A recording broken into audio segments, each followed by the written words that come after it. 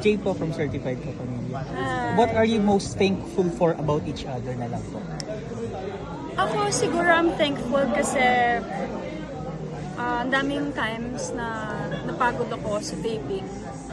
Siyempre nurse ako, di ba? Hindi madali magkaroon ng role na isang nurse. And doon ko rin na-appreciate yung mga nurse actually kasi ang liit-liit kong babae. Tapos hila-hila ko yung ganito, hila-hila ko pag may namatay sa show, mga ganon. So, appreciate ko yung mga nurse. But mostly na-appreciate ko si Chard kasi okay din pala mag-work with your partner.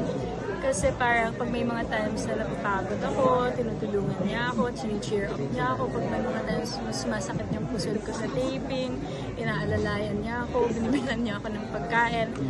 It's easier for me pag kasama ko siya sa work kasi lahat ng needs ko, binibigay niya. Yeah. How about you, Chard? What are you most thankful for Barbie? For Barbie, sa patience and understanding siguro for me. Sa work din, na-appreciate ko siya na magkasama kami sa work. Yun nga, gaya ng sabi niya, you know, yung paggawa ng teleserye, hindi siya madali. I mean, madaming oras, maraming sacrifices. So it's always nice to have someone there na, kumbaga, advantage yun na kasama mo yung partner mo sa set. Kasi you can always rely on each other, count on each other. Yeah, more than anything, I appreciate her for just who she is as a partner to me. Yes. Because this is action, hindi nyo ba napag-usapan na why subukan kaya natin magmala Filipino version ng Mr. and Mrs. Smith? Hindi nyo ba napag-uusapan yung mga ganong ano? Actually, napag-uusapan namin gumawa ng pelikula together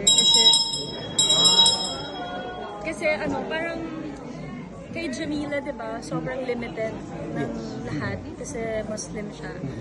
So parang I wanna do something with Chard na mas feisty, mas spicy and stuff like that. So looking forward, sana one day. Yeah. Ikaw, Chard. Ano yan? Action movie na kayo dalawa yung bida, mga ganun ba? Pagod na kami. Yeah, definitely yung action na Mr. and Mrs. Actually, gusto ko nga magkaroon kami sana ng fight scene ni Jamila dito sa Blood vs. Tinry namin. Tinry namin, pero talagang hindi sa na story, kaya. hindi pero Hindi match. initially talaga, when we were doing Blood vs. Duty, gusto ko talaga magkaroon kami ng fight scene together. Maybe it's not meant for this project, maybe it's meant for a different project, pero we will do that one day. Last question. May balak ba kayo